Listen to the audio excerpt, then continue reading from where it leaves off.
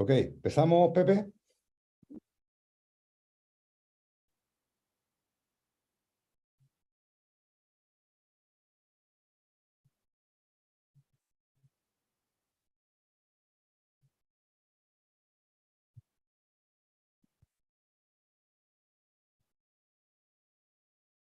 Ok.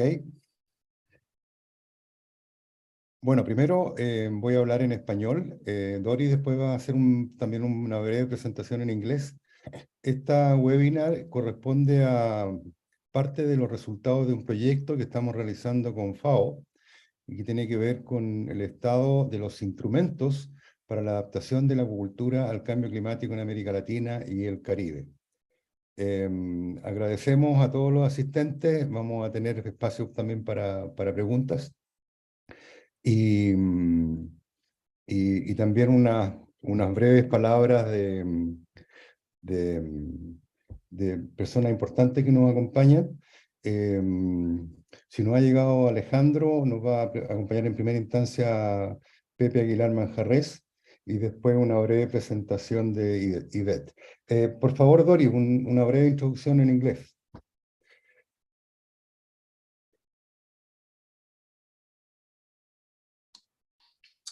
Hello, everyone. Really happy to see everyone here. Really happy to see that there is a lot of interest. This is going to be a webinar on the situation of climate change adaptation policies and plans in aquaculture in Latin America and the Caribbean. And we are the University of Concepcion, COPAS and ICAR team. And we will try to provide some inputs after this project is being finalized.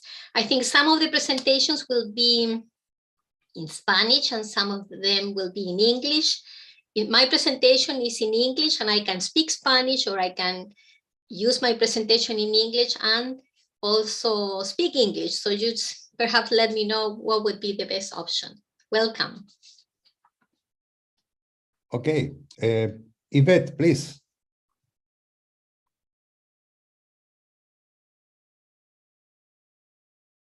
Thank you, Ricardo. I am Ivette Diewadi. I am the Fishery and Aquaculture Officer for the Caribbean sub-region here based in Barbados. So I wish to thank you, Ricardo, for the organizer for this webinar, for the opportunity you are giving me to deliver the brief remarks at this webinar. So distinguished participants from the fisheries and aquaculture environment authorities and technical personnel, partner organization, resource person, and FAO colleague. Please allow me to welcome you and stress the importance of this webinar, which actually tackle climate change, adaptation, aquaculture in relation to the status of mainstreaming in key instruments, policies, and plans. In a 3.5 minute speech, conciseness will be of essence, and I will therefore provide a snapshot that stresses how important these are for the Caribbean. On this, it is essential to be mindful that the Caribbean islands are highly vulnerable to climate change and disaster risk. And that's is demonstrated by the turnout here. There are more than, the makeup of more than half of the participants, and the seminar is targeting them. The second point is the fact that aquaculture is underdeveloped here. It is at its infancy stage. And this makes it a priority matter for member countries to tackle sustainable commercial aquaculture, if the objective of filling the supply-demand gaps in fish and fishery product within a known upwards trend in the tourism sector, which is a major outlet where if these objectives are to be met. Hence, promoting a sustainable contribution from the aqua farming food system. The finding from a recent study and survey, which was commissioned last year, 2022, to 14 Caribbean members, that these are CRFM members, Caribbean Regional Fishery Mechanism members, and there were 11 respondents, so it was overwhelmingly taken, this survey. The findings were discussed at a joint seminar in June, and this survey identified the policies, especially specific to aquaculture, the legislative and regulatory framework or development and enactment as existing challenges to expanding and diversifying commercial aquaculture. So you see, in terms of mainstreaming, into the instrument, whether policies or plans, regulatory framework, the need is still here. It's still present. We need to do more, and especially when it is about climate change, which is of high interest to the sub-region as well. There is a high interest and opportunity that, as I said, for a resilient and sustainable aquaculture sector in the Caribbean. FAO Sub-Regional Office for the Caribbean support countries by starting from mainstreaming adaptation actions into policies and plan in their CPF, we can call it a country programming framework. That's where the priorities for countries to be addressed and which are for reference for FAO. That where they are mainstream, and we start off from there to mainstream the adaptation actions in the policies and to be addressed to assist technically our members. But also operationally, we have project and program.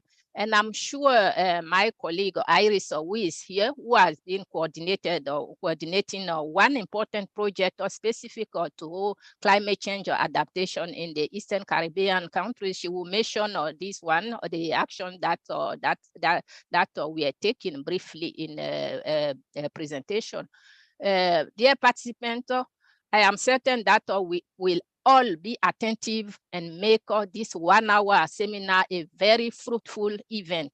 With this, I wish to thank you all for your kind attention and good deliberation in the coming minutes. Thank you.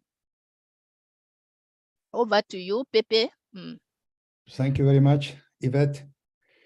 Now, José Aguilar Manjarres from FAO Santiago de Chile. Thank you very much, Ricardo. Thank you very much, Yvette. My short name is Pepe Aguilar. I'm an aquaculture officer here based in Santiago in Chile.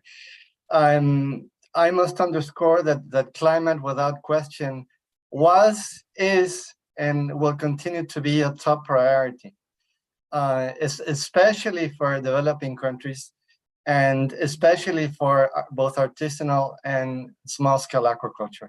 And so clearly this seminar in particular is very relevant and extremely important. I'd like to underscore 5 quick points, and I will send you in the chat a link to each one of the topics that I'm just about to mention. The first one is to remember the SDGs, the Sustainable Development Goals. Climate change is specific to SDG 13, and that is to take urgent action to combat climate change and its impacts. It has 5 targets, and 2 of them, 13.2, are explicit to climate change measures into national policies, strategies, and planning. And for that target, we have drafted a letter of agreement with the University of Concepcion, and that is the work that Ricardo and Doris will be presenting. And so the work clearly addresses explicitly that target in SDG 13. And target 13.b of the SDG is to promote mechanisms for raising capacity for effective climate change related planning and management. and it explicitly mentions small island developing states. So that's the first point. The second point is FAO strategic framework is for 2022-2031. It has 4 strategic areas of intervention: better production, better nutrition, better environment, and a better life.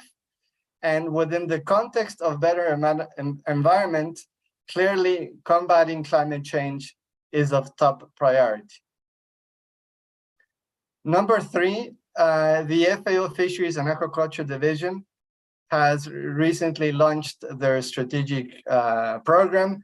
And within that program, you can see that issues such as climate change has been mainstreamed and is obviously relevant across the fisheries and aquaculture sector. And here too, when I send you the link, you will see the relevance of climate change in all the areas that we work in. Another point that I would like to raise is that the Regional Office for Latin America and the Caribbean has 3 priority areas. Number 1 is sustainable agri-food systems. Number 2 is prosperous and inclusive rural societies. And number 3 is sustainable and resilient agriculture. And that number 3, that priority number 3, addresses explicitly climate change.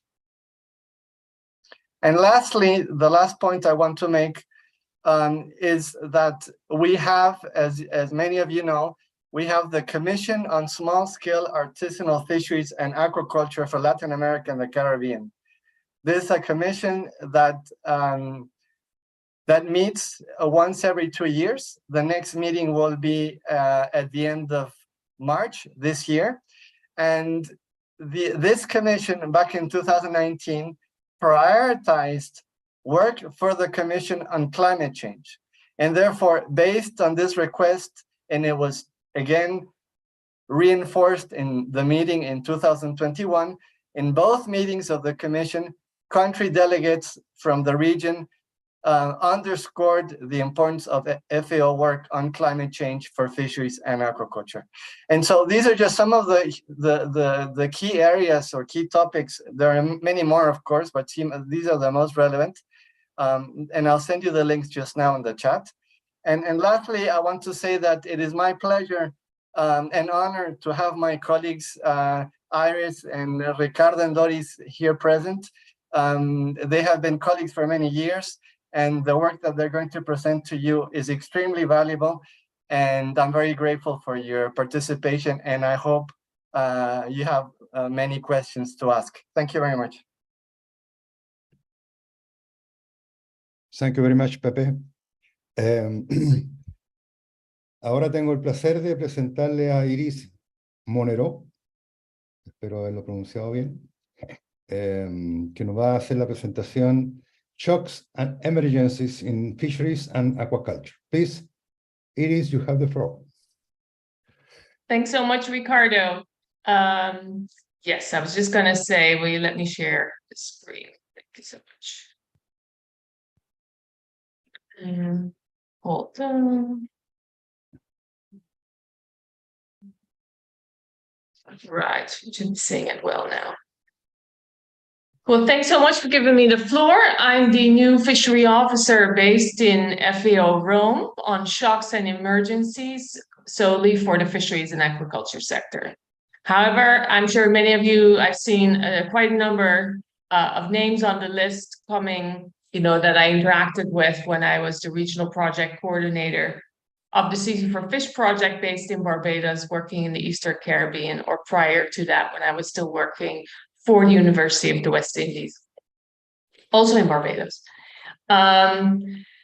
This webinar is very timely because obviously there's many different kinds of shocks and emergencies that affect the fisheries and aquaculture sector, which are exacerbated by climate change. This presentation is not particularly focused on the Caribbean or Latin America, because I know my colleagues will be focusing on this region. And this is really to kind of highlight the work that I'll be doing in this new position, building onto the work that we've also been doing in the Caribbean. So some of the shocks and emergencies affecting the fisheries and aquaculture sector in the world are, for example, harmful algal blooms. As you can see in the pictures on the left and the middle, this is a red tide, is a harmful algal bloom that was impacting South Africa. And as a result of that, 500 metric tons of lobster walked out of the ocean because of a decrease in oxygen. But a few years prior to that, about 2,000 metric tons of lobster walked out of the ocean. So, and this can not only impact fisheries, but it also has a large impact often on, for example, mariculture in, for example, the Philippines. And you can also see in the right-hand top side, you can see flooding in Pakistan, which impacts of, in this case, aquaculture, but also fisheries and hurricanes. Volcanic eruptions, obviously in the Caribbean, we're all well aware of the example of St. Vincent, which had a great impact also on the fisheries sector. And then there's oil spills. You can see this picture, which was taken of the oil incident in Mauritius. But right now, Yemen is facing an imminent disaster because they have an oil tanker that's been sitting in front of Yemen since 2015, which the rebels are threatening to blow up, but also has been leaking oil because it's a very old ship. It's 46 years old. And this oil spill is less than 1% of the oil that's in that oil tanker, which obviously, if it would either be sabotaged or had a natural incident, then it would impact the fisheries sector greatly. And then there's droughts and typhoons or hurricanes, as they're called in the region. And then there's infectious diseases. There are many different kinds of that as well. But shrimp is one of the main species in aquaculture, and about 40% of shrimp farming is lost every year due to diseases. So you can imagine the kind of impact. I know this is very anti the rules of PowerPoint, but I've just put it in, and I'm not sure if the slides will be shared afterwards, but obviously you can. So this is just a list of, different kinds of disasters, shocks and emergencies that happen and can happen, and the way it impacts the fisheries and aquaculture sector. So obviously, that goes for all the different examples I just gave, leading to, damages and destruction of aquaculture structure, ponds, cages, selfish, but also hatcheries.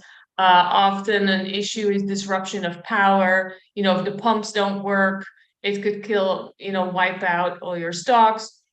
There's death and injury of aquaculture workers, but also lack of market access. So even if the ponds or any kinds of aquaculture structures are still in place, if the market, for example, the roads have washed away or there's no way, to access the market, this will impact your fishery.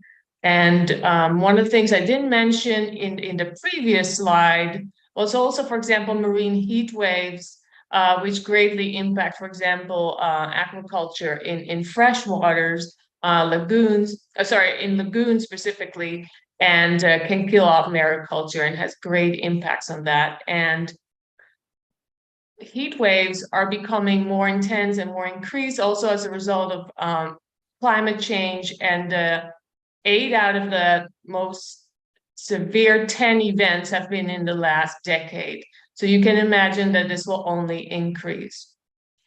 And then there's conflicts and complex emergencies. So, for example, wars or conflicts, which obviously also causes destruction and damages to ponds, to boats, to hatcheries, limiting electricity. There's also, purposeful damages. There's a limited workforce. There's a lot of, internal displaced people as people move away or fled or are too scared to work. And market access, as you can imagine, is also limited. So there are very many, unfortunately, many different ways that there are different kinds and types of disasters that will impact the fisheries and aquaculture sector in multiple ways, which also means that dealing with them, we have to take at different levels in different ways. So just a simple disaster risk management cycle, which runs, how do you counter this? You work, as FAO, we work on prevention and mitigation, preparedness, then you can imagine a disaster happens, there's sort of immediate response and a more long-term rehabilitation and recovery. And I've added a few examples for each of these areas in a disaster risk management cycle. So for prevention and mitigation, you can think of disaster risk management strategies at a national level, including fisheries and aquaculture, or the other way around. You could have a fisheries strategy or an aquaculture strategy or a fisheries and aquaculture strategy, which would include or mainstream climate change adaptation and disaster risk management. And I'm very sure that my colleagues will be discussing exactly these kind of issues later on. And then there's hazard mapping and risk assessment, you know, a country or a region or a locality, what are the risks that they're facing, what's the severity of this, and you do a risk assessment. You could think of building coastal defenses. These could be soft or hard defenses, or obviously restoring and improving nature-based solutions like mangroves, seagrass bed, coral reefs, everything that, you know, supports the defense. And then building codes and guidelines. So this could be not to build in very hazard-prone areas, but it could also be if you build a landing site, does it have, you know, is it hurricane-proof, or are you using, you know, any kind of way to make it more sustainable for any kind of hazard? So are you, first of all, do you have these codes? And then secondly, are you implementing them? Because obviously that's often where the issues come, that the codes exist, but they're not actually implemented. And you can also think, I think someone's, yeah, not on mute. I'm not sure if anyone else is hearing this, Okay. but anyway, I'll just continue. There's also the areas of social protection and insurance. This could be, you know, at the level of the individual, of the household, but also insurance of vessels and so on. So they're different kinds. And then in terms of preparedness, you can think of preparedness plans for the fisheries and aquaculture sector. You can also think of different kinds of preparedness plan, right? It could be for an oil spill, or it could be for hurricanes, and some could be together, like a tsunami and hurricanes. You might want to gather them together. Improved early warning systems based on a particular kind of hazards. Obviously, for harmful algal blooms, these, you know, will be different than, for example, for hurricanes and so on. So these are areas that that are being worked on and need to be improved. Safety at sea training. I know some of my CC for Fishes are on this in this webinar, and you know, we trained I think about 2,000 fishers under the CC for Fish project in safety at sea training, and about 1,300 on ICT. So this is really focused on you know, GPS, VHF, and mobile phones to improve the safety of fisherfolk. Boat hauling plans and access, you know, do you have community level boat hauling plans, for example, to improve?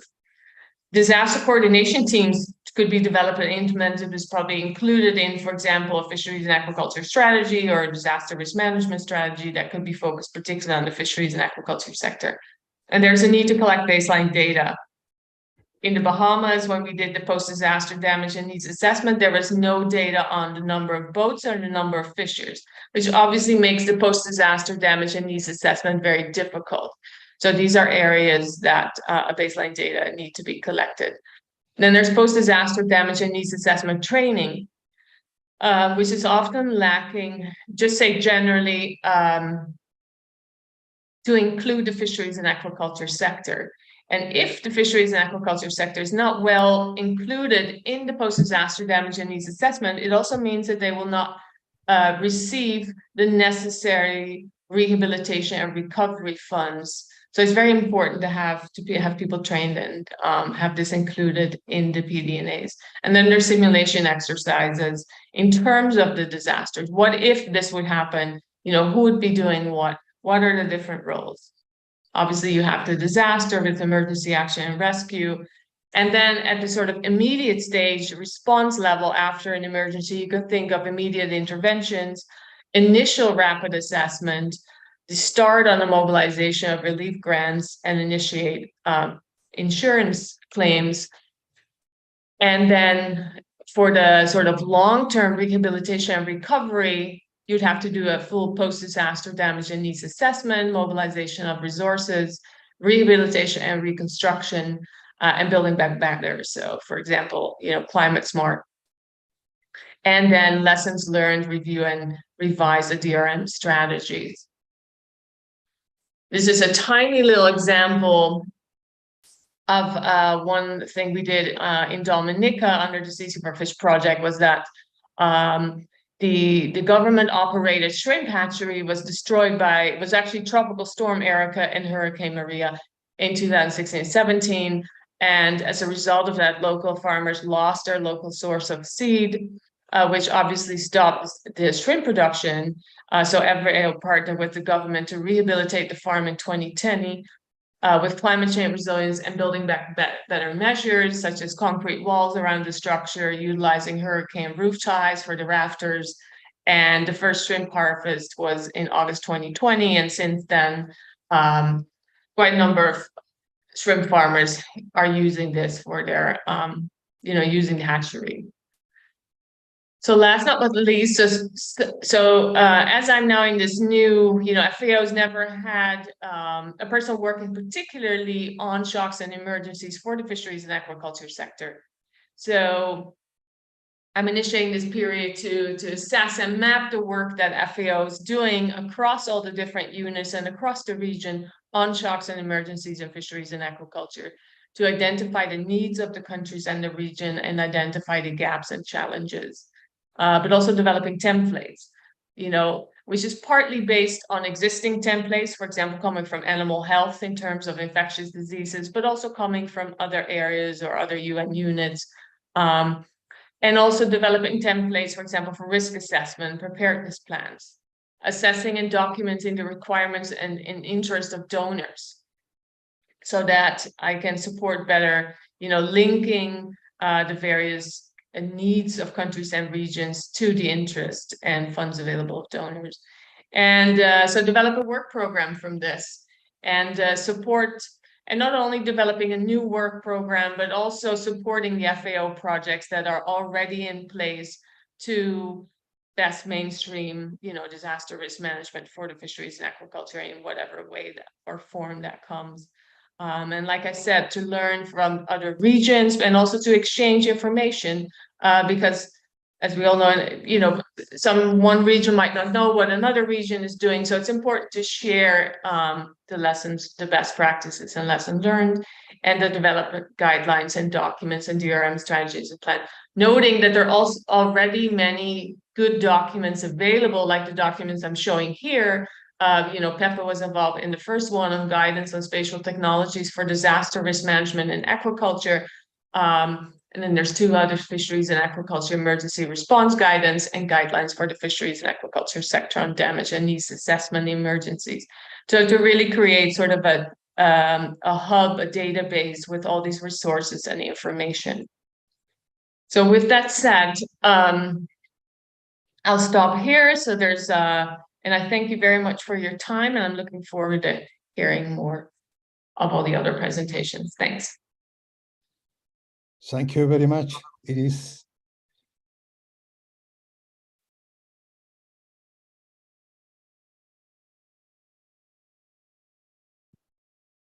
Okay.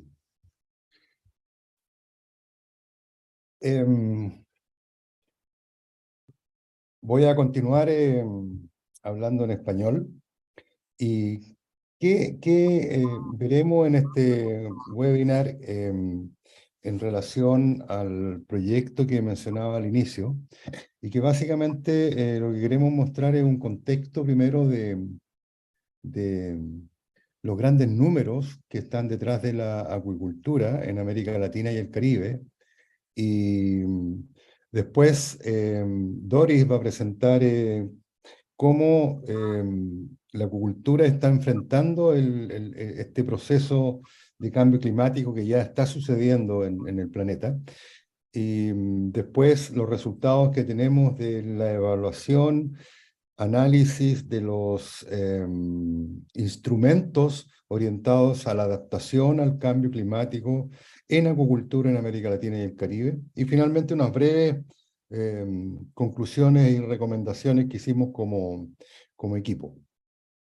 Bueno, la acuicultura en América Latina y el Caribe, primero, viendo un análisis global, sigue la tendencia en el mundo de que las pesquerías, en general los desembarques pesqueros, pesca de captura, se han estabilizado, incluso con una tendencia a la baja por fundamentalmente la sobreexplotación y en algunos casos agotamiento de muchos de los stocks pesqueros en el mundo. Y la acuicultura ha venido a reemplazar la oferta que antes tenía la pesca y además por el crecimiento mundial de la población. Y hoy día está aportando con casi 80 millones de toneladas, que es la mitad de todo lo desembarcado en el mundo, lo que indica que es una actividad que ha ido en permanente crecimiento, por lo menos en los últimos 25 o 30 años. Y también, según el último informe de la FAO, la proporción de aporte de la acuicultura, aquí hay un análisis de América Latina y el Caribe, excluido Chile, estamos alrededor del 18% de todos los desembarques de origen acuático, de productos de origen acuático, provienen de la acuicultura. Por lo tanto, en general, en nuestra región, América Latina y el Caribe, hay una tendencia de crecimiento de la acuicultura. Y este es un gráfico que muestra la tendencia en los últimos 20 años, 10 años, y donde se ve el volumen cosechado en la región, que alcanza poco más de 3 millones de toneladas en el año 2020, y con un valor que está en los 16.000 millones de dólares aproximadamente. Cuando uno pone los números en perspectiva y toma 3 hitos cronológicos, el año 2000, 2010, 2020, primero, en términos generales, la región ha crecido en la actividad de acuicultura. Sin embargo, es preocupante lo que ocurre en el Caribe, que después de haber alcanzado un número cercano a las 40.000 toneladas en el año 2000, ha venido decreciendo sostenidamente, y el último registro que tiene FAO es de alrededor de 32.000 toneladas, lo que demuestra en todo el periodo un decrecimiento de alrededor del 1,9%. Cuando la región en promedio creció un 9,3%. Es importante mirar esto a la hora también de que esta actividad está enfrentando, aparte de todos los problemas que tiene una actividad de acuicultura en cualquier parte del mundo, está también enfrentando aspectos que tienen que ver con cambio climático, y los va a explicar también Doris en su presentación. Hay 8 países en la región de América Latina y el Caribe que concentran más del 96% de la producción de acuicultura en América Latina. O sea, primer mensaje es que está altamente concentrada en pocos países y, tal como vamos a ver, también en pocas especies, lo que es también una preocupación. Y las escalas de producción en América Latina y el Caribe, primero hay un grupo de países que su nivel de producción es superior a las 100.000 toneladas, entre los que se cuenta Perú, Colombia, México, Ecuador, Brasil y Chile. Después hay otro grupo de países que están entre las 10.000 y 100.000 toneladas de producción anual, esto al año 2018, pero también se mantiene más o menos igual en 2020. Como Panamá, Paraguay, Costa Rica, Guatemala, Cuba, Venezuela, Nicaragua, Honduras. Aquí el único país del Caribe que está en este grupo es Cuba, que tiene alrededor de 30.000 o un poco más de 30.000 toneladas anuales. Y el resto de los países todos producen entre 100 toneladas y 10.000 toneladas. De aquí está la gran mayoría de los países de la región. Como había mencionado, la producción está altamente concentrada en unas pocas especies, y sobre todo en especies exóticas, y con poco impacto, lamentablemente, también en la alimentación o el consumo local, excepto en las producciones de agua dulce que están marcadas en esta gráfica. Todas las mayores producciones están concentradas para exportación, como el camarón en el caso de Ecuador y otros países, salmón en el caso de Chile, mejillón chileno, salmón cojo, trucha arcoíris, todos estos recursos, excepto aquí el mejillón chileno, son especies exóticas y se utilizan para exportación. Pero aquí el mensaje que queremos dar es que la mayor parte de la producción en los distintos países, los principales países, es para exportación y una mínima parte es para consumo local. Lo que también es una cuestión a abordar desde la perspectiva del desarrollo de la acuicultura. En términos de ambientes y sistemas de acuicultura, tenemos una gran variedad, desde cultivo en agua dulce en altura, en aguas muy frías, como el cultivo de trucha en el lago Titicaca. Tenemos también sistemas en piscicultura en embalse, que ocurre en varios países, cultivo de tilapia en estanques, cultivo de trucha en estanques, cultivo de tilapia en estanques en grandes extensiones en Colombia, estanques en Trinidad y Tobago, cultivo de camarón en Dominica, cultivo de camarón en estanque en Ecuador, cultivo intermareal de algas en agua salobre en Chile, cultivo de ostión en el mar en Chile, cultivo de concha de abanico en Perú, cultivo de salmón en Chile. O sea, tenemos una amplia variedad tanto de ambientes, ecosistemas y sistemas de cultivo que están asociados a la acuicultura, de los cuales todo eso es importante de considerar a la hora de cómo estos sistemas y estos sistemas socioecológicos se adaptan a los impactos del cambio climático. En resumen, esto es un trabajo que hicimos hace un par de años en términos de tratar de condensar un diagnóstico de cómo estaba la acuicultura en América Latina y el Caribe.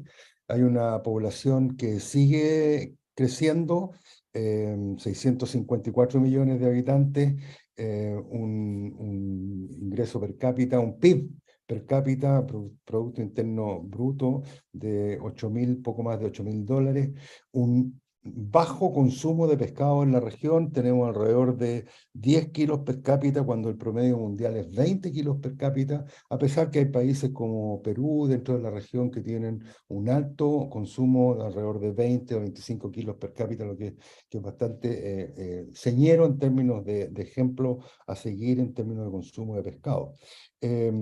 El empleo, si bien las cifras son complejas de obtener, pero se calcula aproximadamente 380.000 empleos que directa o indirectamente ocupa la acuicultura. Está altamente concentrada en unas pocas especies, lo que también de alguna manera significa un riesgo ante enfermedades, y ya de alguna manera también se ha demostrado en la historia que eso puede ocurrir cuando no se está preparado para enfrentar enfermedades que son muy dañinas para la actividad, para los organismos cultivados. Disculpen. Una alta proporción de especies exóticas, ese también es un diagnóstico que la mayor producción está explicada por especies exóticas. Alta proporción de la producción se genera en ambientes marinos. Hay un alto promedio en el valor de exportación, o sea, los mayores volúmenes exportados, obviamente, como por ejemplo los salmónidos y los crustáceos, el camarón fundamentalmente tiene un alto valor de exportación. La mayor parte de las especies cultivadas en la región se producen menos de 5.000 toneladas al año. La mayor parte es exportada, la mayor parte de la producción. Hay una gobernanza en general inefectiva respecto a cómo se administra, se gestiona el sector desde lo público, y también hay una creciente percepción social negativas. Estos elementos diagnósticos los hemos recogido a través de muchos documentos revisados y también de algunas entrevistas que hicimos durante el desarrollo del trabajo. Ahora, si las tendencias actuales o de los últimos 5 o 10 años prevalecen, en el año 2030 la acuicultura podría estar en alrededor de 4,5 a 4,6 millones de toneladas, y esto podría significar un nuevo salto durante la década 4,4 a 5% por año.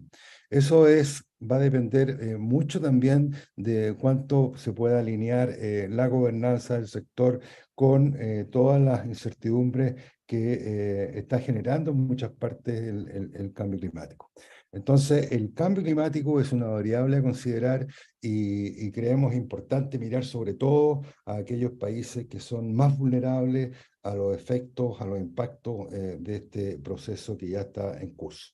Hay varios trabajos que ya han identificado y asentado tendencias de cambio, por ejemplo, en menor disponibilidad de agua, aumento de la aridez y disminución de los recursos hídricos, costas amenazadas por el aumento del nivel del mar y, en general, disminución de precipitaciones o aumento de precipitaciones en algunas zonas.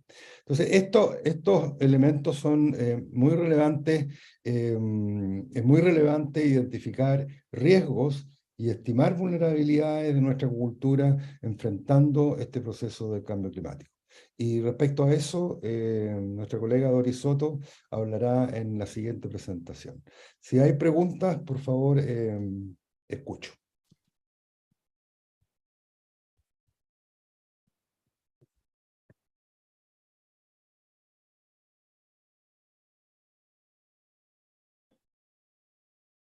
No se atropellen, de uno nomás.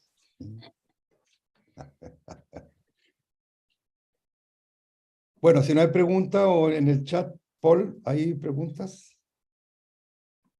No, no hay preguntas. Ya, podemos reflexionarlas para después, así que, Doris, si quieres tú puedes seguir mientras pensamos las preguntas. Ok, voy a compartir pantalla.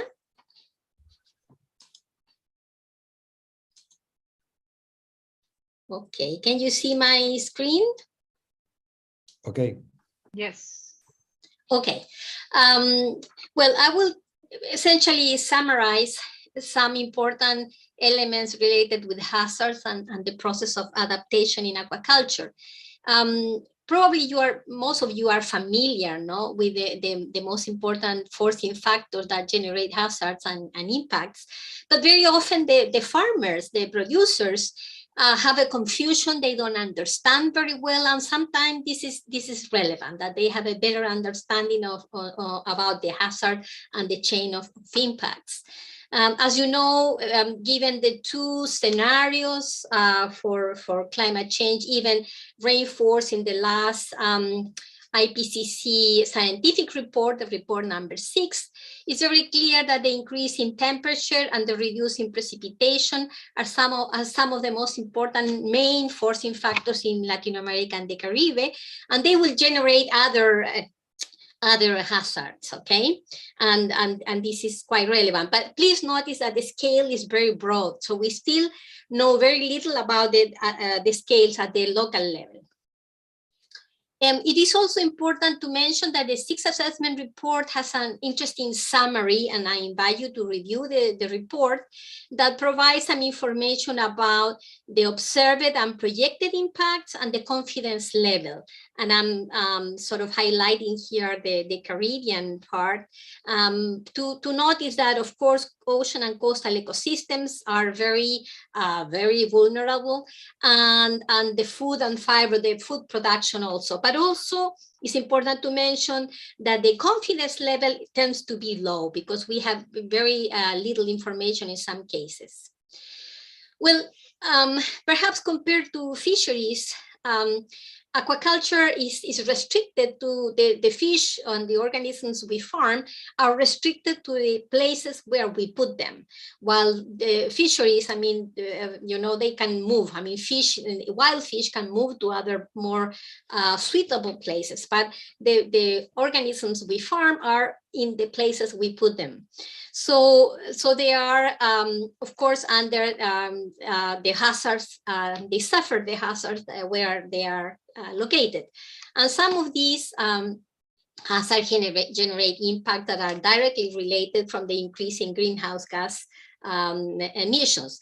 And I like to always clarify that the reduction in the pH, the acidification of the ocean, is not climate change. It's essentially related to the increase in CO2 in the atmosphere and also in the ocean. So the main direct forcing factors are changes in oxygen, temperature, salinity, acidity of the ocean. But they also generate indirect hazards, climate-related hazards and impacts. For example, increase in the frequency and extent of harmful algal blooms, changes in the abundance and quality of food for filter feeders, increase in pests and diseases, reduction in freshwater quantity and quality, and availability of feeds is absolutely important. And of course, the increase in extreme events is quite relevant. The impacts on aquaculture will always depend on the farming systems and technologies and where are the farming systems located. For example, if we have closed system and recycle system like this very fancy you see here, we have a lot of control on what's going on and on the potential hazards and impacts. Partially closed system like these ponds with controlled water input and output, also we have some more control as compared to completely open systems like these floating cages here or these ropes that are hanging mussels. So here the farming system is more exposed and we cannot control, we don't have really much control of what's going on the water around the farming systems, and that makes an important difference. In general, also impacts are related to whether the farming system is using wild seed or where we are talking about a farming system and species where we have the full complete cycle. For example, in the case of salmon, trout, we have control of the full cycle. We produce the eggs and then we grow the fish until we sell them. But in the case of many filter feeders, like this is the case of mussel farming in Chile, oyster farming and so on, very often this is based on the capture of wild seed.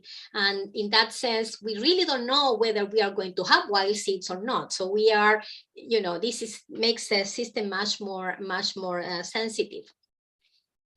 Well, the hazards and impact chain in aquaculture could differ a little bit when we compare mariculture and freshwater aquaculture, but the main chain of events are quite similar. The increase in temperature very often can produce positive effects. So some fish and some farm organisms can grow more if they have a little bit more temperature. But in general, increases in temperature tend to produce more impact, especially in species that are more closer to the tropics, because most species are closer to their physiological limits. So increases in temperature, salinity, reductions in oxygen, acidification will cause stress, increase susceptibility to diseases and parasitism, increase in the extent and frequency of red tides, as I mentioned, reduce availability of larvae, and of course the extreme events. And extreme events will cause loss of infrastructure, productivity, increased mortality. In freshwater, we have the same problems. But on top of that, we have important impacts related to the availability of fresh water, availability and quality of fresh water, which might not be sufficient for adequate farming.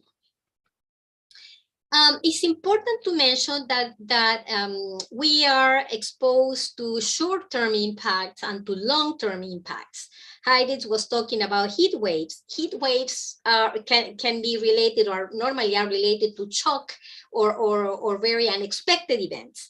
And then therefore the response could be quite different from long-term trends. For example, a slow but steady increase in temperature. This allows us to take other measures and to adapt better in some ways. So we have to also make a difference between the short-term impacts and long-term impacts.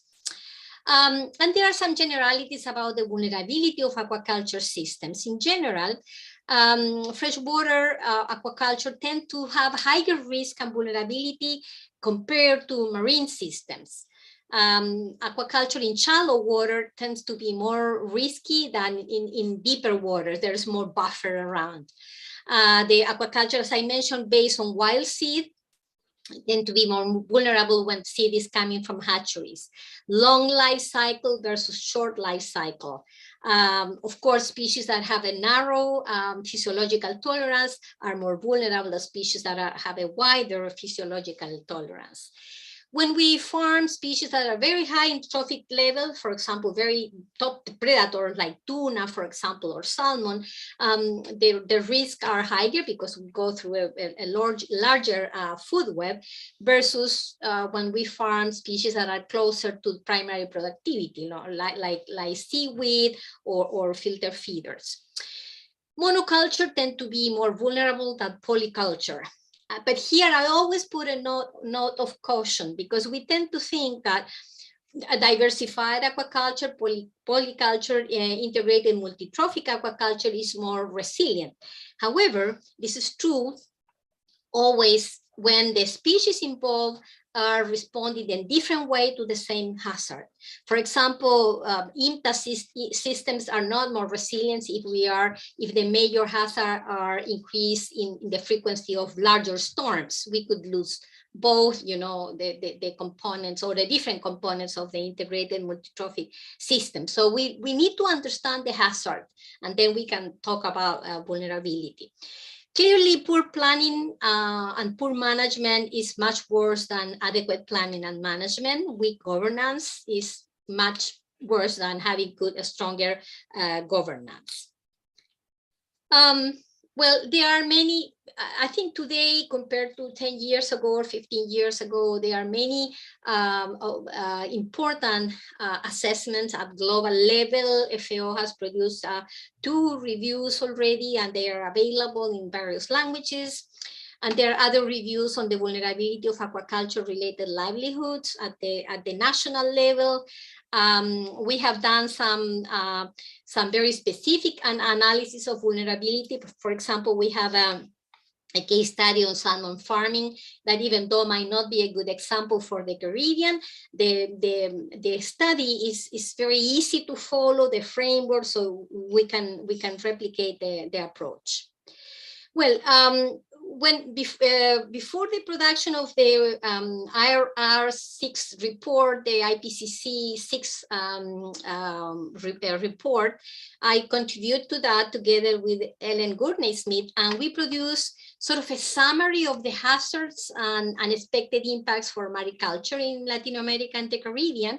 And here you have a list of the most relevant hazards, direct or indirect hazards, for Chilean mussels, for oysters and other oyster-like organisms, from shrimp, salmon, seaweed, the most important ones. And you see the red color and the 5 represent the highest impact, and the strong green represent almost no impact. And you can see that extreme events are very important. Maybe for some species are more important. Diseases are very relevant. We cannot emphasize enough the role of biosecurity, for example, you know, because diseases and pests can be very, very important threats under climate change. Of course, increasing salinity and various other important hazard-related factors. For example, the reduction in the availability of feeds for fed species is also very relevant. For freshwater, here we have the same kind of analysis, and we can see that for salmonids, for example, we have several very important hazards, while for other species like tilapia, some of the hazards might not be that important. Hazards are also important for other species like carp. However, one of the most important problems we have when we do this kind of mapping of the hazard and projected impacts is that we don't have enough information. So in some cases, these analysis at regional level are essential expert guesses because there's not enough information. For example, in marine systems, there's very little or almost no information regarding impacts on oysters and related organisms, especially in the Caribbean area. The information about seaweeds is also very, very weak. Chilean mussel and salmon, even though they can suffer important impacts, there's quite more information because there are two very strong sectors, a lot of technology involved. In shrimp, despite the importance of shrimp for Latin America and the Caribbean, the quality of the information regarding climate change is still quite low. In freshwater, the situation is even worse because there's very little information on climate change impacts or projected impacts for tilapia and characins. And there are very focused studies, but here we really need to better understand who is our enemy, what's going to happen. In general, we talk about adaptation, but we really don't know, we don't have a better idea what's going to happen, what can go wrong. So this is an important gap. And I have to emphasize that when I describe the process and steps that are essential for adaptation, this is based on the work we are finalizing now. It is very important to understand the climatic projections or other projections related to greenhouse emissions increase.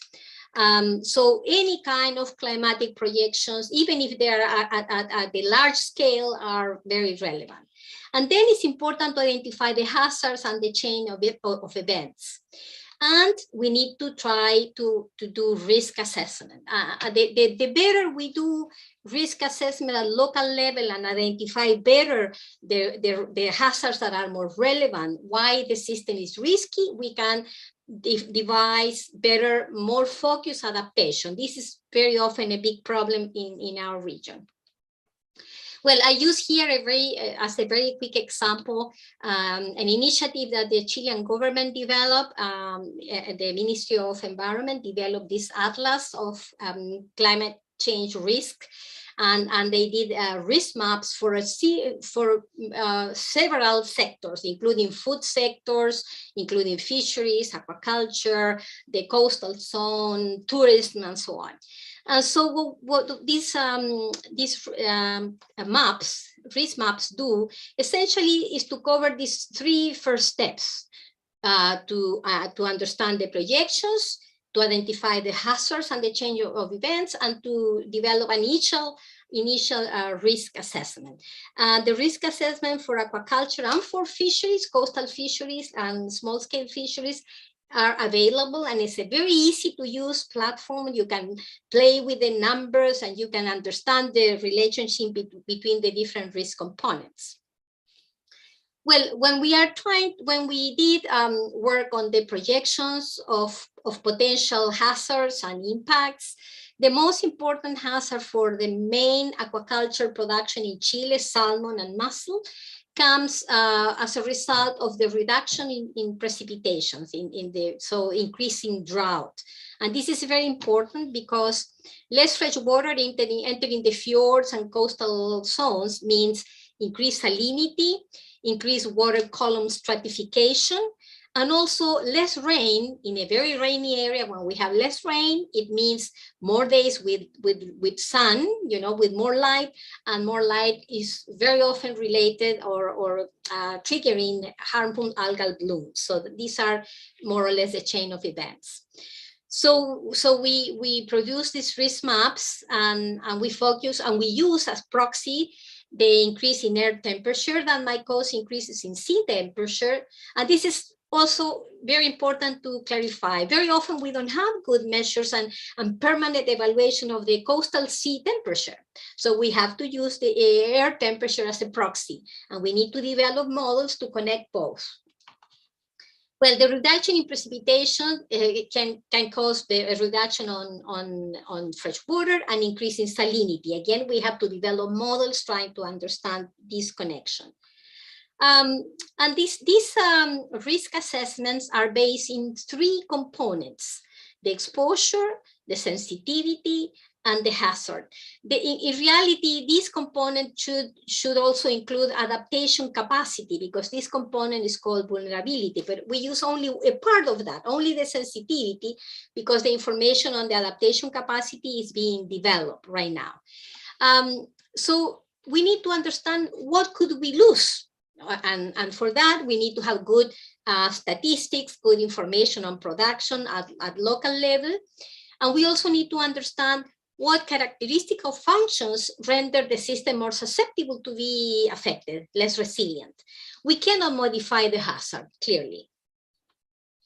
So just to give you a very quick example, when we did this climate change risk maps for mussel farming in Chile is composed of two components of the farming system. First of all, there is mussel seed production. The mussel seed production is generated by the natural ecosystem. So we collect wild seed. So it's essentially an ecosystem service. And the wild seed is brought to an area where the mussel can be fattened and they can grow until they can be harvested. And mussel seed collection takes place in areas of very, very high freshwater influence, in fjords mostly. And the seed is then brought to areas where there's more marine influence with more biomass, phytoplankton biomass for the fattening. So we could understand the risk for both parts of the production system. I will describe essentially the risk for the mussel seed production, which is a form of fishery in a way. So the issue, and in very simple terms, is that today the mussel farming in Chile the seed is supplied by mussel beds that are very good quality mussel bed in these fjords. And these mussel beds seem to be doing better because there is a big a wide pycnocline. In other words, it's a wide column of less saline water. There's more fresh water. In these conditions, other competitor species like larger mussels, for example, or even predators, they don't do well in these conditions.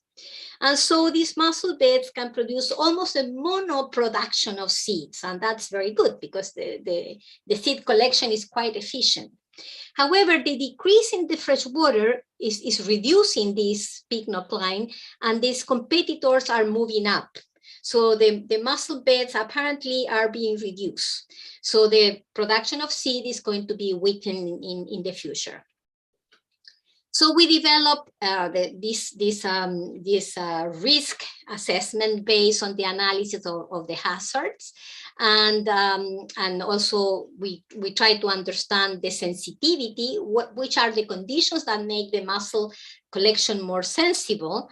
And for example, we realized that a very high stress or collection of seed is not allowing enough seeds to go back to the mussel bed. So in a way, there is over harvesting, overfishing on the mussel seed, and that makes the mussel beds more sensitive. So the risk maps, you can explore this risk map in the web. So we have the threat, the reduction in precipitation. We also have a good map of the distribution of the production of seeds per commune, per municipality. And we also develop an index of the status of the mussel beds, if they're overexploited or not. And with that, we develop the risk maps. So to make the story very short, in reality, we can do something about this. We can improve, or we can take measures to improve the status of the mussel beds.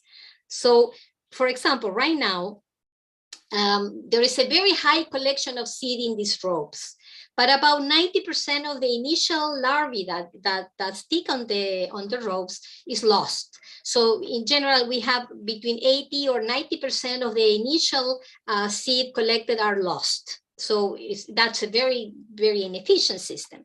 If we could reduce this seed loss, we could have a much more resilient system, because then even if climate change is reducing the availability of larvae and setting of seed, we could still have enough seed for the fattening.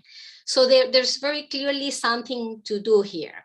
And again, as I said, once we understand better the risk and the risk components, we can design specific measures to reduce the risk. And that's part of the adaptation process. Well, going back to this assessment we did for the IPCC AR6 report, in this analysis, we discovered that there are several adaptation measures that are being implemented in Latin America. But in general, in most cases, there's a number of measures, but they are not really being implemented. There is some implementation in salmon, and as you see in some cases, there is quite good implementation. For example, the use of biotechnology or the use of genetic selection, selecting for strains that are more resistant, for example, to higher temperature. Insurance and economic support, early warning, this is well done for a farming industry that is very technologically oriented, it's a world commodity. But of course, this is not the case for seaweed, and it's not even the case for shrimp. So there are gaps here that are very important. The situation is, of course, even worse, as I mentioned, in the case of freshwater aquaculture. There are some advances, for example, in biotechnology, in the medium-scale farming of tilapia. There are some improvements in governance at national level. The governance at local level tend to be very weak, according to our quick assessment. And it's even worse for native fish, for example, for the caracinids. And it's better again for trout and for salmonids, because again, these systems are more technologically oriented to exports and so on.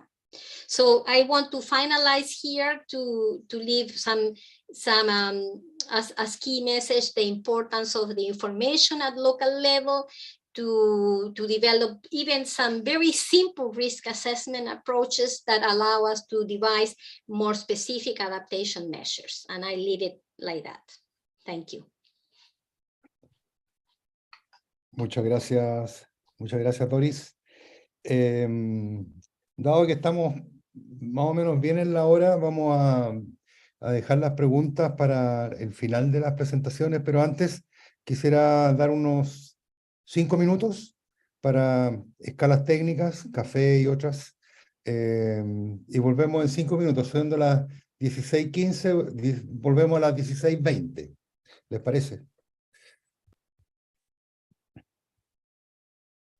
Y continuamos con la última presentación de Leonardo Núñez. Gracias.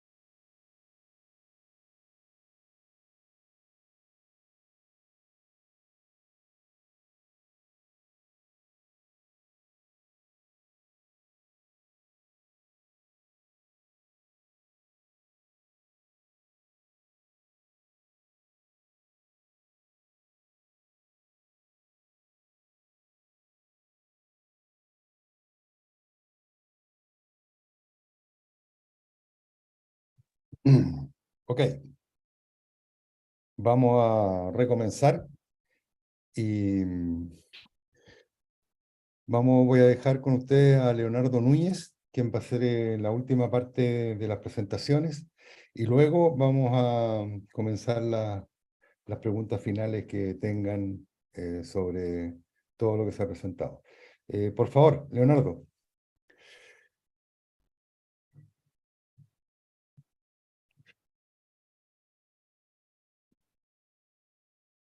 Muchas gracias, Ricardo. Good afternoon. I will speak in Spanish. I will share with you the main result of this study, and we keep the camera off. I have an unstable connection. Thank you.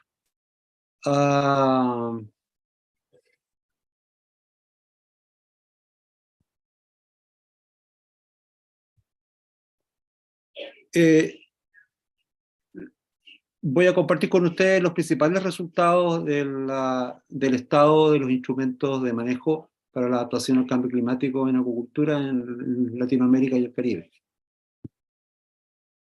El estudio fue enfocado con una metodología en una... Disculpa, Leo. Se sistematizó secundaria. ¿Perdón? Ponlo en modo presentación, por favor.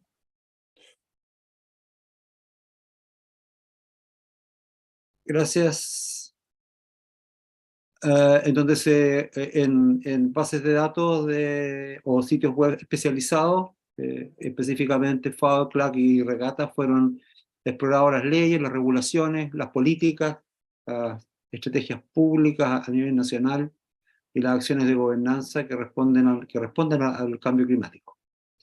La información se organizó en una matriz asignando valores de acuerdo a la disponibilidad de los instrumentos de gestión o de manejo para el cambio climático, asignando un valor 1 en el proceso, que esté en el proceso de elaboración, y un valor 2 a aquellos que estaban formalmente promulgados o reconocidos.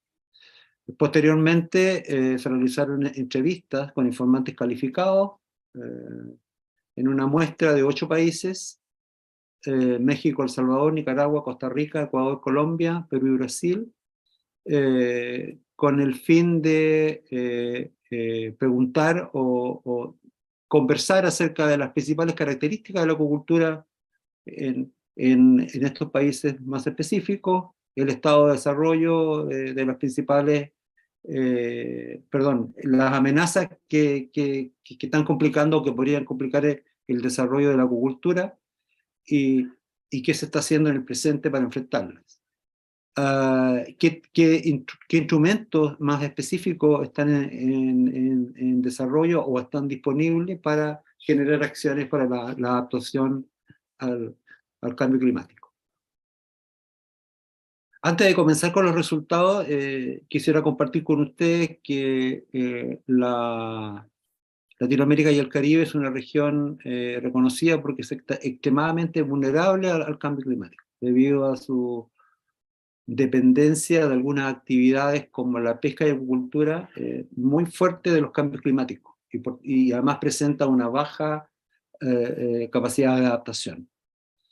Entonces, el mensaje es que nosotros deberíamos empezar ya con procesos de adaptación para ir ajustando las actividades productivas a los efectos reales o proyectados de cambios climáticos que reduzcan el riesgo sobre los efectos de este fenómeno. La adaptación también hay que recordar que es específica para cada lugar y contexto, y no hay un solo método para reducir los riesgos o que sirva para toda la situación. Y en este contexto, los escenarios más plausibles para desarrollar es reducir o evitar el impacto negativo de la variabilidad climática, de modo de aumentar la resiliencia de aquellos sectores más vulnerables, identificar cómo se estructuran o cómo hay que estructurar estos procesos de adaptación, y explorar soluciones basadas en un mejor manejo de los ecosistemas marinos o bioacuícolas que generan múltiples co-beneficios en términos de resiliencia, sustentabilidad para el desarrollo y seguridad alimentaria.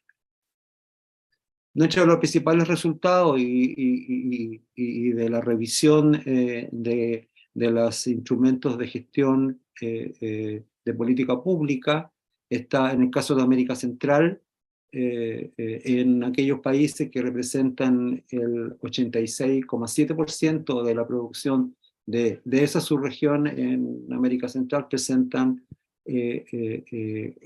un desarrollo bastante avanzado, digamos, de instrumentos de gestión en términos de leyes, políticas, gobernanza, planes o programas, alcanzando de acuerdo a los valores asignados casi el máximo puntaje. Para el caso de América del Sur, Chile y Ecuador, que se destacan y representan casi el 70% de la producción de esta subregión, son países que tienen una acuicultura con vocación de exportación y son de alta competitividad en el mundo, presentan una gran batería de instrumentos, leyes, políticas y instituciones que le dan gobernanza y planes y programas respecto a el manejo y el efecto del cambio climático. No obstante, en el Caribe se muestra, aunque tiene un bajo desarrollo de la acuicultura, ¿cierto?, también un bajo desarrollo de instrumentos de gestión respecto al efecto del cambio climático en términos generales y en términos específicos para la acuicultura. De un punto de vista más específico y haciendo una revisión de los 8 países que representan el 96,2% de la producción acuícola de Latinoamérica y el Caribe, y en función de los instrumentos de manejo de gestión para la gobernanza del cambio climático y las medidas a adaptación que se han generado o documentos que estén disponibles para generar esas políticas públicas, se destaca en el último tiempo México, que muestra trabajos bien avanzados de recomendaciones de políticas públicas para la adaptación y resiliencia a la pesca y acuicultura, para la elaboración de políticas nacionales de adaptación en estas dos actividades productivas, proponiendo medidas en acuicultura tendientes a generar infraestructura de laboratorio para la producción de semillas, le hace larvas, ¿cierto?, para el caso del cultivo de peces, de modo de las primeras fases del desarrollo de la acuicultura estén más bien bajo condiciones controladas, y mejorar las líneas genéticas de especies objetivos para el fortalecimiento de su adaptación al cambio climático. El caso de Chile y Perú, en los últimos 2 años, o 3 años, digamos, entre el 2018 y el 2022, han ido completando toda esta batería de instrumentos de gestión tendientes a desarrollar actividades más específicas o acciones más específicas estructuradas en un plan de acción de mediano plazo con indicadores, ¿cierto?, y promulgadas en forma formal. Para el caso de la acuicultura se destaca para el Perú el fortalecimiento de sistemas de alerta temprana, de mercados de información y el seguimiento a tiempo real de las condiciones, por ejemplo, de oceanográficas, el fortalecimiento también de la aplicación de buenas prácticas, tanto ambientales como sanitarias. Y en este contexto también se destaca el caso de Colombia, que en la década del 2000 ha ido generando programas integrados territoriales regionales a nivel de departamentos que constituyen el país de Colombia, destinados fundamentalmente a generar medidas de adaptación y de mitigación, pero no aún dirigidas más específicamente al caso de la acuicultura. Desde el punto de vista de las acciones que han hecho los países en este último tiempo de adaptación al cambio climático, en el caso de México se ha estado desarrollando estimaciones de capacidad de carga y implementación de hatcheries que produzcan semillas o larvas resistentes a grandes rangos de temperatura. En el caso de El Salvador, diversificación de la acuicultura con el desarrollo de iniciativas de acuaponía. Nicaragua, el desarrollo de la acuicultura en hatchery, específicamente de especies nativas, como el róbalo blanco, que es un gran proyecto para poderlo producir en condiciones controladas, y Costa Rica, que está en un proceso de planificación para adoptar medidas directas para la instalación de tecnología, del uso eficiente del agua y de para mejorar la producción en el cultivo enfocado en tilapia y en el camarón. Ninguno de estos países tiene aún planes de gestión o de adaptación específica para el caso de la apicultura con respecto al cambio climático. En el caso de la América del Sur, Ecuador tiene implementado un monitoreo ambiental muy específico para el caso del camarón, que es su principal recurso de exportación, de alta competitividad en los mercados internacionales. Colombia ya lo describí, y el caso de Perú también, que sí tiene un plan específico en términos de medidas de adaptación en un cuerpo formal legal para enfrentar el cambio climático. Y finalmente el caso de Brasil, que tiene instalado una red de monitoreo ambiental de alta frecuencia para medir la temperatura en tilapia, en reservorios de agua dulce, y el principal objetivo es asociarlo a frentes fríos de temperatura que provocan estratificaciones, digamos, de la columna de agua y generan grandes mortalidades de este recurso que en el último tiempo ha tenido un gran desarrollo en ese país. Respecto a las conclusiones, en términos generales, de los 45 países analizados, todos se reconoce una voluntad política para ir institucionalizando el tema del manejo del cambio climático.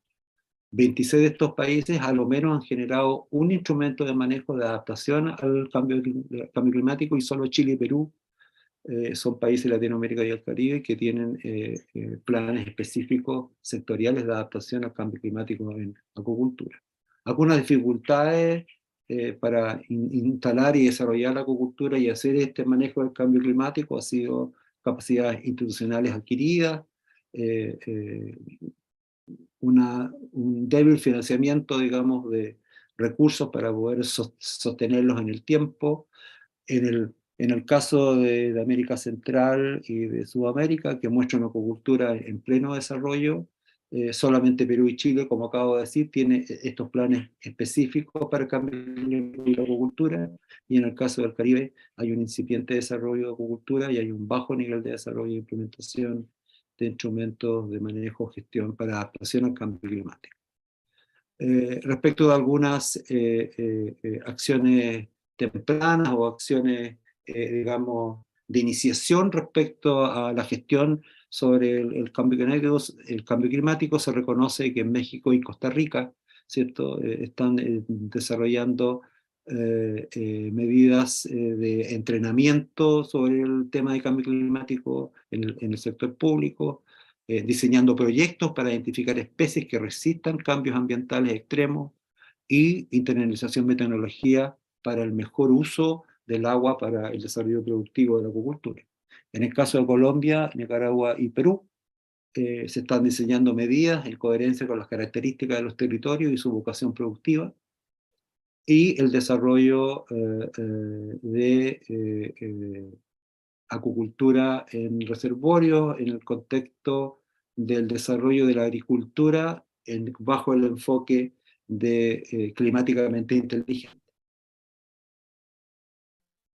Las características generales como conclusión de la acuicultura en América Latina y el Caribe son las siguientes. La mayor parte de los países de la subregión de América Central, las políticas de la promoción de acuicultura están enfocadas al subsidio en la producción de semillas, ¿cierto? Le hace larvas para el desarrollo de la acuicultura de peces, ¿cierto? La alta informalidad de los productores es una característica transversal, lo cual hace difícil estimar el tamaño de la actividad, y por tanto hace un poco ineficiente enfocar las acciones de promoción y aplicación para las estrategias que tengan que ver con el cambio climático. y en el contexto de emergencia climática es necesario internalizar el uso de tecnología, sobre todo en los pequeños productores, para maximizar el uso del agua y los usos alternativos de energía, que son de alto costo y generan un poco problemas para el desarrollo eficiente de esta actividad en estos pequeños productores. Finalmente quisiera compartir con ustedes dos slides más. Uno es recomendaciones generales, digamos, para los tomadores de decisión, para el diseño de medidas de adaptación al cambio climático.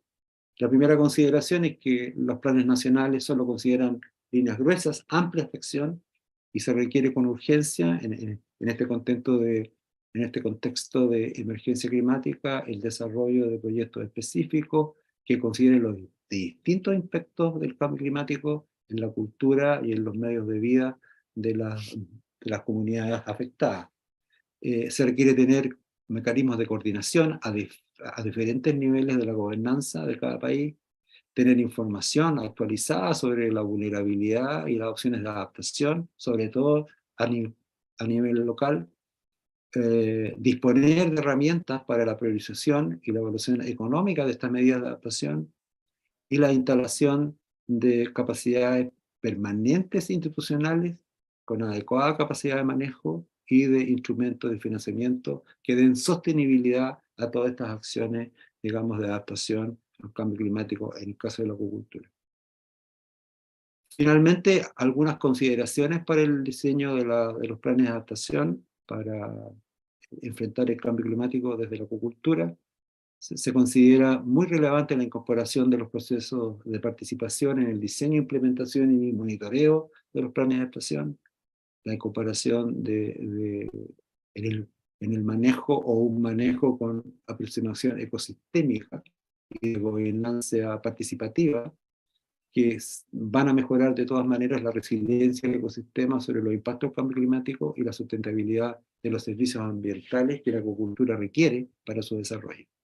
El fortalecimiento de la participación de diferentes actores sociales en todos los niveles de la administración de los territorios costeros y continentales, con énfasis a nivel local y sus comunidades, puesto que son la primera línea que sufre el impacto y la necesidad de adaptarse al cambio climático. La implementación de medidas de adaptación con una robusta, ojalá y consistente estrategia a diferentes niveles de incerteza de los futuros escenarios que se puedan estimar respecto a los efectos del cambio climático. La actualización y la expansión de los análisis de las amenazas y los riesgos de la acuicultura asociados con el cambio climático a una escala costera espacial adecuada o digamos continental, que permita rápidamente o prematuramente generar estas y ser oportuno en la implementación de estas medidas de adaptación. Y finalmente, creo que es muy relevante diseñar y implementar la comunicación, una estrategia para comunicar el riesgo y sensibilizar de los efectos del cambio climático en la acuicultura. Muchas gracias.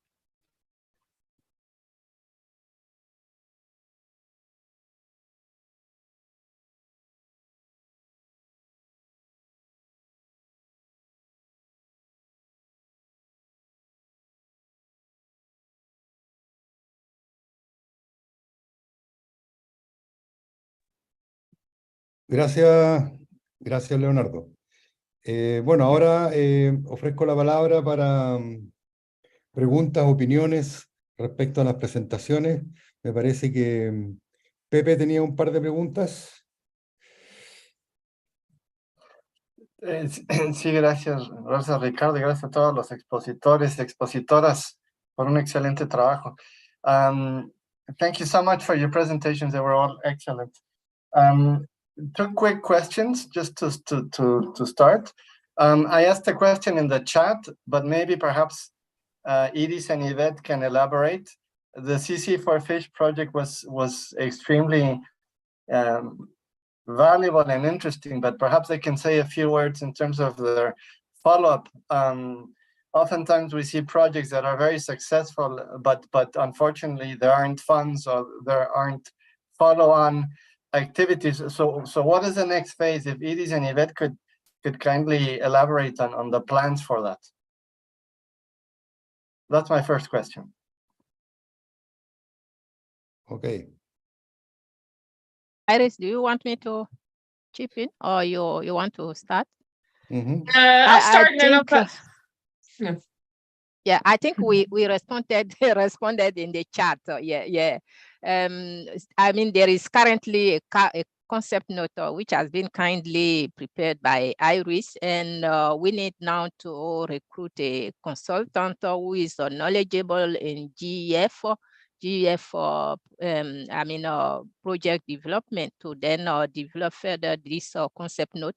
And we will have, we are hopeful for a CC for Fish 2, which realistically will start towards the end of 2024, or even in 2025, because you need to take into account the fact that GEF process is a bit long. It's not a 6 months or 1 year process. So that's where we are currently. Yeah.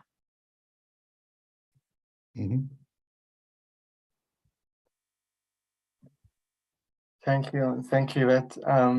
And a question, thank you for that, and I wish you every success, and if we can support you in any way, we stand by for that.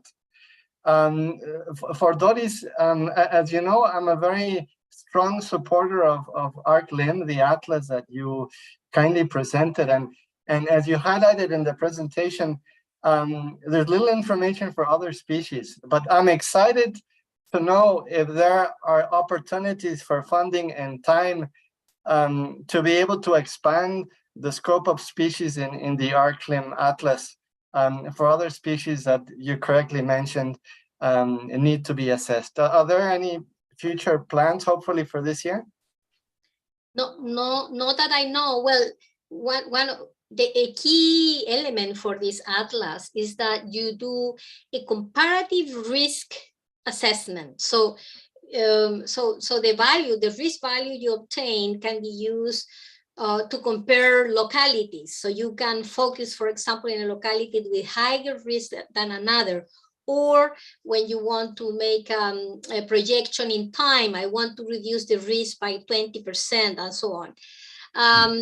In order to do for other aquaculture species, you will need to have a production. Yeah, and in Chile, the production of other species is very low. I mean, we have very pilot initiatives now in some places, but it's rather difficult. I really don't know. Maybe with Ostión del Norte, what's the name of Ostión, the pecten? Maybe it would be possible to do that. And you cannot compare Coquimbo with other places because this aquaculture system is only in one place. But you can do a risk map and project through time the risk reduction, and after some management measures. So there are many ways to do this, but I don't know if there are other initiatives. The initiative right now by the government is to look at adaptation measures, so more governance related adaptation measures.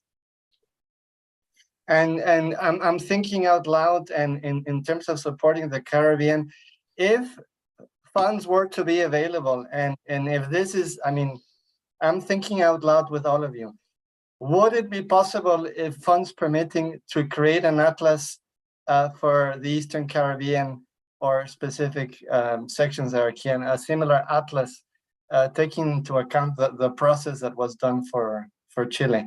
I mean, is that something that is it worthy of a concept note? Could something as such be created in the future if funds are found?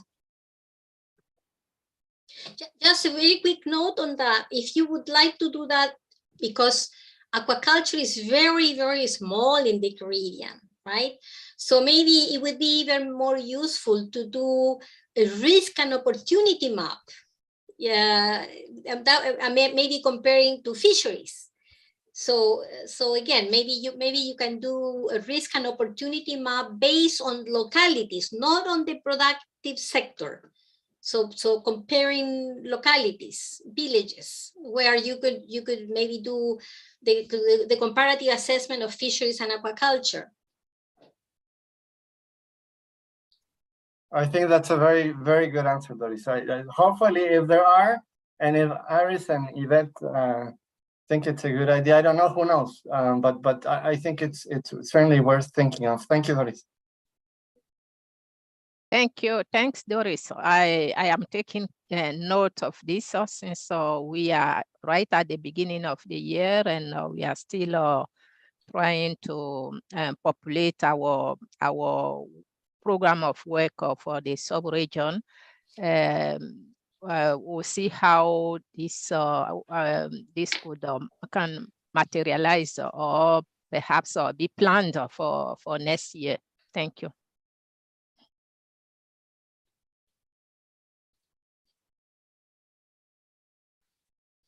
Ok, ¿más preguntas? Algunas las hemos estado respondiendo por el chat también, pero si hay otras opiniones. In the chat is some questions from Ana Verona.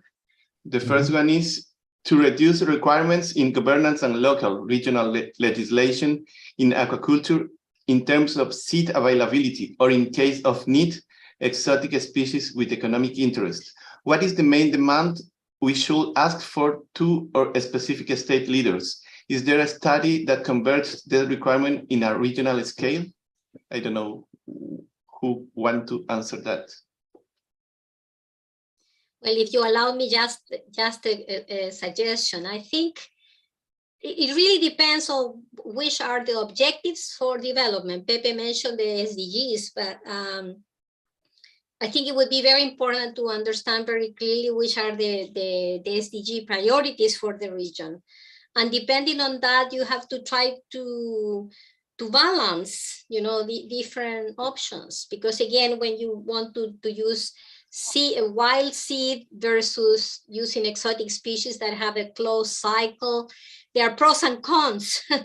So it might be useful to do a broader risk assessment, right, against the SDG objectives, Yeah, it's complex, but it can be done. Sorry for not reading my own question. I'm so sorry for that. Thank you for your answer. I am aware that as a region, our particular countries have a very particular states of developing and lacks of legislation and certain specific circumstances that we are all fighting against too. But is there a organism or is there an initiative that align all those different states of developing in legislation, in normatives, developing and stuff? Is there an intention or that creating I am sure that there is plenty different lobbying structures there, but is there one that maybe is already working in some kind of specific tabulation in a route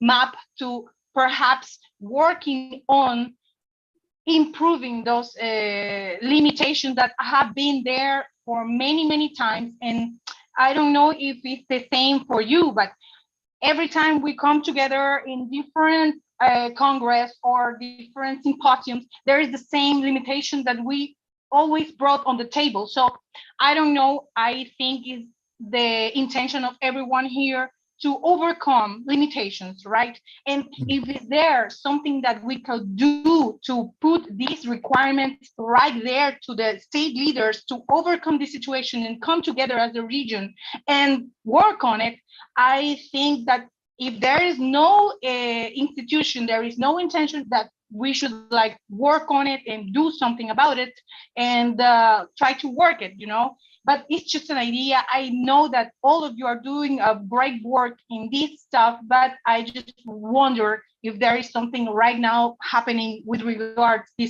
this subject.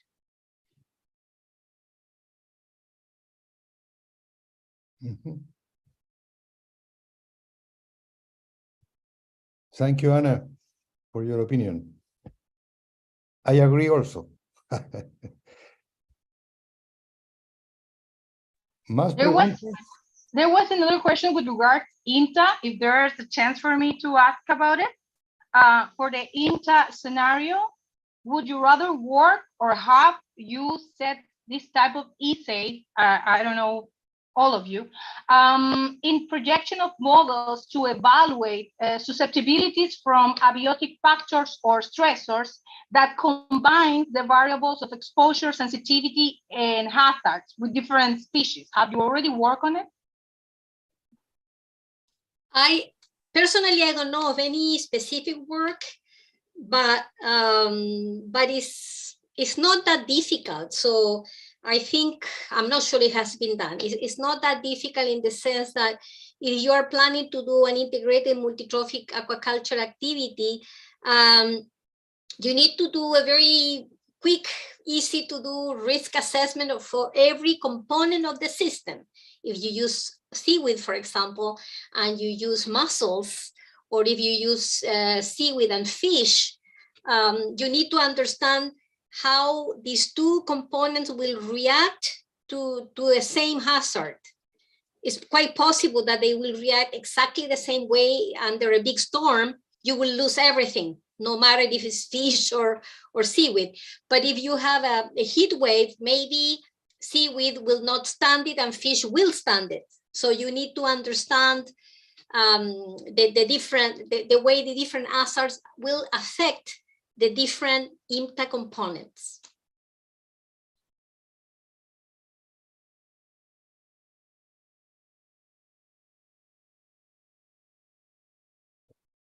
¿Más preguntas?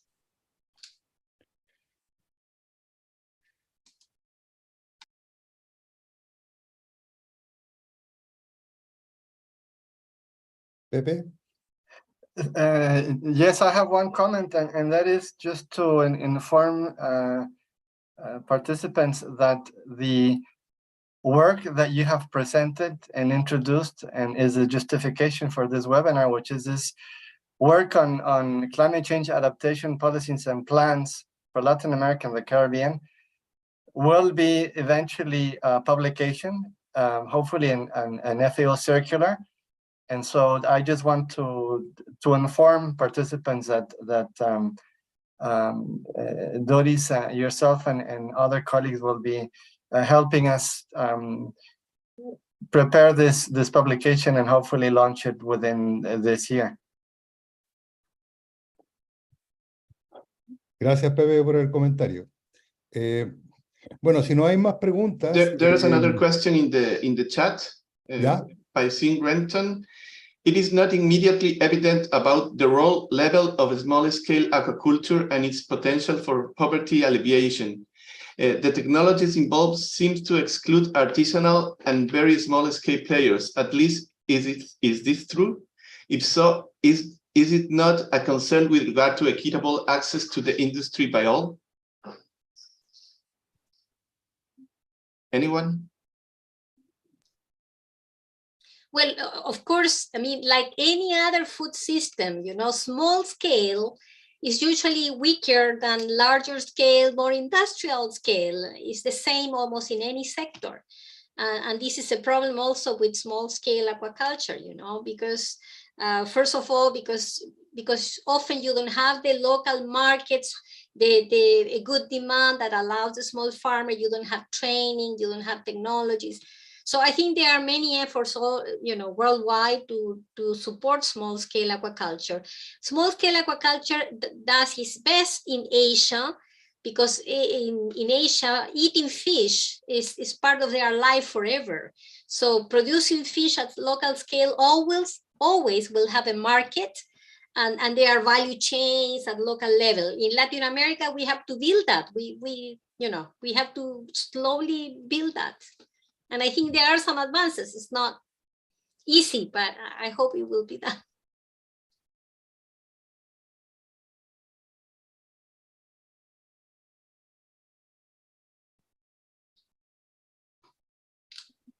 Okay. Bueno, agradecemos a los expositores y a quienes han preguntado. Siempre uno aprende también de las preguntas que nos hacen y obviamente eso también llama a nuevas reflexiones. También agradecemos a quienes introdujeron este taller, a Ivette, Iris y no sé, Pepe, si tú quieres cerrar con algunos comentarios finales. Bueno, sí, I'd like to thank the presenters for their excellent work, to my friends and colleagues who did an excellent work, to my colleague Yvette in the Caribbean, with whom we're working closely and hopefully even closer together, especially in this topic.